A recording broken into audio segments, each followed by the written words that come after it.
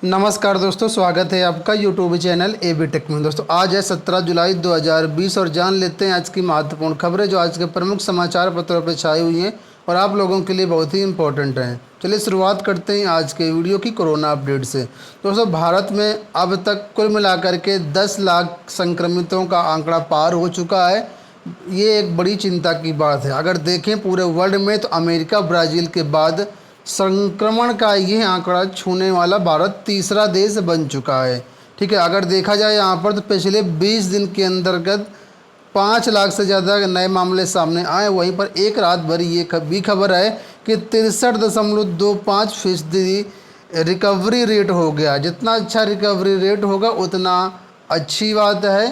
तो recovery rate काफ़ी अच्छा है और दिन प्रतिदिन इसमें सुधार भी हो रहा है। ठीक है, वहीं पर दोस्तों वैक्सीन को लेकर के भी कई अच्छी अपडेट निकल के आ रही। जैसे पहली वैक्सीन अगस्त में रूस ने कहा है कि घरेलू स्तर पर प्रायोगिक कोरोना वैक्सीन का 3 करोड़ खुराक बनाएगा, जिसमें 1,70,00,000 विदेशों में निर्माण करने की क्षमता है। ठीक है, और इसकी पहली वैक्सीन अगस्त में लॉन्च हो जाएगी, ये रूस की जो वैक्सीन थी। ठीक है, वहीं पर ऑक्सफोर्ड यूनिवर्सिटी का कहना है कि उन्होंने कोरोना का टीका विकसित करने में सफलता प्राप्त कर ली है। मानव परीक्षणों से पता चला है कि यह टीका दोहरी सुरक्षा दे सकता है। तो कई सारे पॉजिटिव न्यूज़ भी देखने को मिल रही। आप सभी से गुजारिश है कि इस कोरोना वायरस से आप लोग बच कर रहें, पूरी सतर्कता बरतें, जो भी गाइडलाइंस है उसका पूरी तरीके से पालन करें। बात कर लेते हैं यूपी पीसीएस की। दोस्तों यूपी पीसीएस 2018 के इंटरव्यू चल रहे हैं। डेली अलग अलग क्वेश्चन पूछे जाते हैं। किस तरीके से क्वेश्चन पूछे जा रहे हैं उसका एक यहाँ पर दिया गया है फॉर्मेट। कल क्या क्या क्वेश्चन आयोग में पूछे गए। तो कल जो प्रमुख क्वेश्चन पूछा गया वो है लॉकडाउन और धारा 144 और कर्फ्यू में। ठीक है, अंतर बताओ, क्या क्या अंतर होता है। कुछ प्रमुख ऐप्स क्वेश्चन और पूछे गए, जैसे चाइनीज़ ऐप्स को किस कानून के तहत बैन किया गया है, यूपी की सीमा किन पड़ोसी देशों से मिलती है। ठीक है, इस तरीके से काफ़ी सारे क्वेश्चन यहाँ पर पूछे गए हैं। और एक सबसे इंटरेस्टिंग क्वेश्चन ये था कि सीएम के नाम के आगे श्री लगाएंगे या नहीं। ठीक है, ये कुछ रोचक प्रश्न हैं जो कल पूछे गए। इसके अलावा और भी कई चीज़ें, कुछ लोगों का कहना है कि सब्जेक्ट से रिलेटेड भी क्वेश्चन पूछे जाते हैं जो आपने एकेडमिक में पढ़ा है। इसके अलावा जो प्रोफेशन है, जो आप काम कर रहे हैं, उससे संबंधित प्रश्न भी पूछे जाते हैं। यहाँ पर कुछ प्रश्न और दिए गए, इनको भी जल्दी से देख लीजिए। जैसे यहाँ पर ये क्वेश्चन पूछे गए थे कि वो कौन सी विशेषता है आपके व्यक्तित्व में जो आपको औरों से अलग बनाती है, एक प्रश्न ये था। इसके अलावा एक आपने ये भी कहावत सुना होगा कि जो व्यक्ति इतिहास भूल जाता है वही इतिहास बनाता है। तो कैसे बनाता है, इस तरीके से क्वेश्चन है जो इंटरव्यू में पूछे जा रहे हैं। बात कर लेते हैं 69,000 शिक्षक भर्ती की। 69,000 शिक्षक भर्ती की दोस्तों कल सुप्रीम कोर्ट में सुनवाई होनी थी, लेकिन कल कोई भी सुनवाई सुप्रीम कोर्ट में नहीं हो पाई, इसीलिए कल कोई भी अपडेट आपको नहीं दी गई। वहीं पर 69,000 शिक्षक भर्ती में फॉर्म संशोधन को लेकर के यहाँ पर अपडेट आई है कि कई अभ्यर्थियों ने कल बेसिक शिक्षा परिषद के कार्यालय पर प्रदर्शन किया, त्रुटि संशोधन की मांग की। इस पर उनको जवाब मिला, आश्वासन मिला कि सचिव से 18 जुलाई को मुलाकात करवा दी जाएगी। आप लोग 18 जुलाई को आएंगे, इसलिए ये अभ्यर्थी लौट गए, अब 18 जुलाई को पुनः जाएंगे। वहीं पर अगर 69,000 शिक्षक भर्ती धांधली की बात करते हैं तो उसके भी कई सारे केस लगे हुए हैं। और इसको लेकर के परीक्षा को निरस्त कराने के लिए सीबीआई जांच करने के लिए नया मोर्चा की तरफ से फिर से पोस्टर अभियान शुरू किया गया। यहाँ पर दे सकते हैं कि 69,000 शिक्षक भर्ती निरस्त कराने के लिए अभ्यर्थियों की ओर से पोस्टर वार शुरू किया गया। शिक्षक भर्ती में भ्रष्टाचार के खिलाफ न्याय मोर्चा से जुड़े छात्रों ने परीक्षा रद्द करने, सीबीआई जांच कराने की मांग को लेकर के शहर पश्चिम में लगाकर लोगों को जागरूक करने का अभियान किया। अभियान चलाने वालों ने पोस्टर के माध्यम से भ्रष्टाचार में लिप्त दोषियों को गिरफ्तार करो, भ्रष्टाचार के जिम्मेदार शिक्षा मंत्री इस्तीफा दें, इस तरह की मांग की।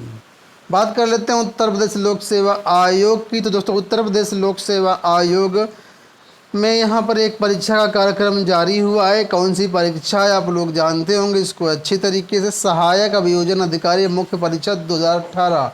ठीक है, ये परीक्षा 17 या 18 आई थिंक को होनी थी, लेकिन इसको बढ़ा करके अब 29 और 30 कर दिया गया है।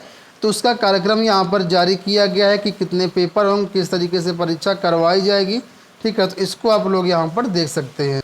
29 जुलाई को जो परीक्षा होगी उसमें प्रथम और द्वितीय 2 पेपर होंगे। टाइम भी दिया गया, क्या क्या विषय है वो यहाँ पर दिया गया। 30 जुलाई को जो परीक्षा होगी उसमें प्रथम सत्र में क्रिमिनल लॉ एंड प्रोसीजर होगा, द्वितीय सत्र में लॉ ऑफ एविडेंस होगा। इस तरीके से यहाँ पर परीक्षा पैटर्न है, जो परीक्षा देने वाले अभ्यर्थी हैं उनको ऑलरेडी मालूम है।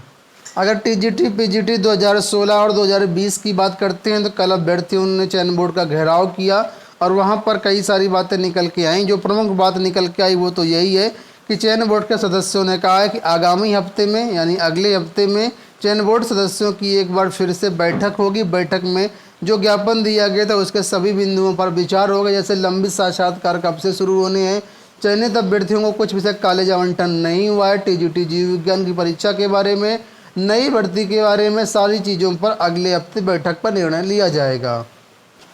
वहीं पर दोस्तों विश्वविद्यालयों में जो अंतिम वर्ष की परीक्षाएं उसको लेकर के स्थिति स्पष्ट कर दी गई है। कल उत्तर प्रदेश सरकार के द्वारा ये लेटर जारी कर दिया गया है कि विश्वविद्यालयों में सिर्फ अंतिम वर्ष के छात्रों की ही परीक्षाएं करवाई जाएंगी, सेमेस्टर परीक्षाएं नहीं होंगी। ठीक है, यहाँ पर देख सकते हैं यूपी सरकार का फैसला, सेमेस्टर परीक्षाएँ नहीं होंगी, अंतिम वर्ष की परीक्षाएँ ही होंगी। ये जो परीक्षाएँ हैं 30 सितंबर तक कराने के निर्देश दिए गए, ऑनलाइन और ऑफलाइन तरीके से जो भी विश्वविद्यालय अपनी क्षमता के अनुसार करा लें।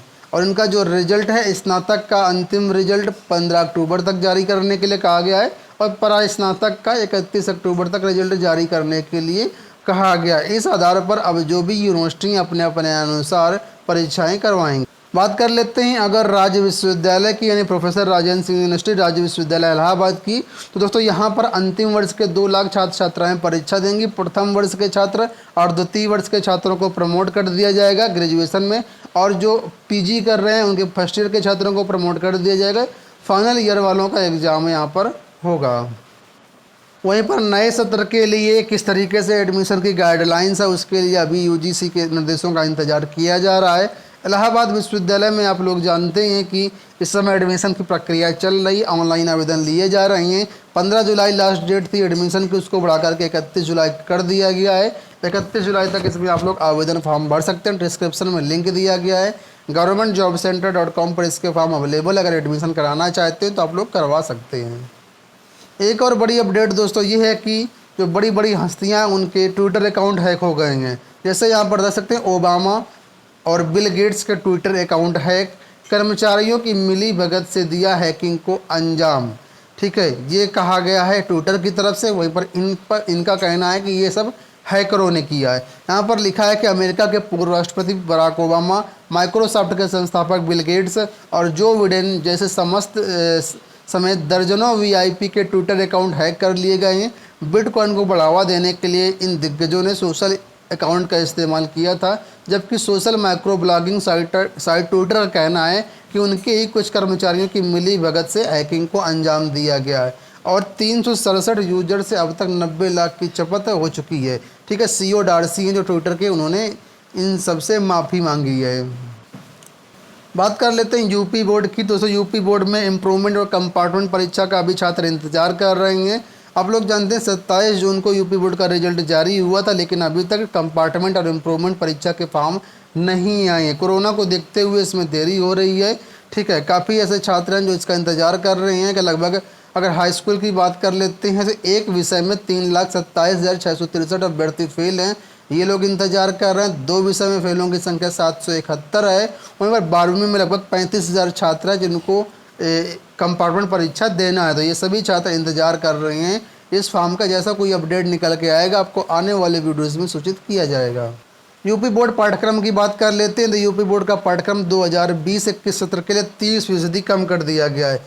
आप लोग जानते हैं इतना समय निकल गया है, अभी तक पढ़ाई शुरू भी नहीं हो पाई है, ऐसे में पाठ्यक्रम तो कम होना ही था। आप लोग जानते हैं इससे पहले आईसीएसई बोर्ड ने और सीबीएसई बोर्ड ने भी 30% 25% सिलेबस कम कर दिया गया था। अब यूपी बोर्ड में भी 70% सिलेबस पढ़ाया जाएगा। जो सिलेबस 70% बचा है उसको 3 हिस्सों में बांटा गया। पहला हिस्सा जिसके जो बच्चे स्वयं अपने मन से पढ़ सकते हैं, दूसरा हिस्सा जो प्रोजेक्ट के माध्यम से कराया जाएगा और तीसरा बच्चा जो ऑनलाइन कक्षाओं में पढ़ाया जाएगा। इस तरीके से यहाँ पर सिलेबस को 3 भागों में बांटा गया। इसके संबंध में जो दिशा निर्देश है जल्दी ही जारी होगा। बात कर लेते हैं केंद्रीय विश्वविद्यालयों में एडमिशन की। दोस्तों केंद्रीय विश्वविद्यालयों में एडमिशन की प्रक्रिया 20 जुलाई से शुरू हो रही है। जो इसकी वेबसाइट है kvssangathan.nic.in, यहाँ पर जाकर के आप लोग रजिस्ट्रेशन कर सकते हैं। इसके लिए हर कक्षा में प्रवेश के लिए अलग अलग एज लिमिट है, गाइडलाइंस है, उनको आप लोग इस वेबसाइट पर जाकर के चेक कर सकते हैं। और ये एडमिशन प्रक्रिया 20 जुलाई से शुरू होगी। बात कर लेते हैं सीबीएसई बोर्ड की। सीबीएसई बोर्ड का रिजल्ट आप लोग जानते हैं, इंटर का 13 जुलाई को और हाई स्कूल का 15 जुलाई को घोषित कर दिया गया है। अब जो छात्र अपने नंबर से संतुष्ट नहीं है, अगर अपनी कॉपी का मूल्यांकन कराना चाहते हैं, पुनर्मूल्यांकन कराना चाहते हैं और सत्यापन कराना चाहते हैं, तो इसके लिए ऑनलाइन आवेदन आज से शुरू कर दिए गए हैं। सीबीएसई द्वारा इसके लिए निर्धारित शुल्क देना होगा छात्रों को। 17 से 21 जुलाई के बीच पुनर्मूल्यांकन के लिए आवेदन किया जा सकता है। 500 रुपये शुल्क लगेगा एक विषय का। वहीं पर अगर आप इसकी उत्तर पुस्तिका घर मंगाना चाहते हैं तो 2 अगस्त तक आप इसमें आवेदन कर सकते हैं, ठीक है। और इसके 700 रुपये आपको शुल्क लगेगा। बाकी जो भी अगर पुनर्मूल्यांकन कराते हैं, इसमें कुछ नंबर का चेंजमेंट होता है, तो ये सूचना आपको स्पीड पोस्ट के द्वारा आपके घर में बाई पोस्ट भेज दी जाए। इग्नू परीक्षाओं की बात कर लेते हैं। इग्नू परीक्षाएं सितंबर में होंगी। यहाँ पर लिखा हुआ है कि सितंबर के पहले सप्ताह में स्नातक, परास्नातक, अंतिम वर्ष के छात्रों की सहित डिप्लोमा सर्टिफिकेट कोर्स की परीक्षाएं आयोजित करवाई जाएंगी। जल्द ही इग्नू नोटिफिकेशन जारी करेगा, ठीक है। कई अभ्यर्थियों की सीबीएसई की मार्कशीट में जन्मतिथि गलत है, तो इसको लेकर के सीबीएसई का नया बयान आया हुआ है। सीबीएसई ने कहा है कि डाटा अपलोड करते समय वेबसाइट पर कुछ तकनीकी समस्या आ गई थी, हो सकता है इस वजह से इन अभ्यर्थियों की जन्मतिथि में त्रुटि हो, ठीक है। तो फिलहाल इसके लिए कोई परेशान होने की ज़रूरत नहीं है। आप लोग ये सर्वर में दिक्कत होने के कारण हुआ था, ये जल्दी ही सही करा दी जाएगी। अगर फिर भी लगता है कि मार्कशीट में ज़्यादा समस्या है तो आप लोग इसके लिए कंप्लेंट भी रजिस्टर करवा सकते हैं। तो ये हो गई दोस्तों आज की पूरी अपडेट। आशा करते हैं वीडियो पसंद आया होगा। वीडियो को लाइक और शेयर कर दीजिएगा। पूरा वीडियो देखने के लिए आप सभी का बहुत बहुत धन्यवाद।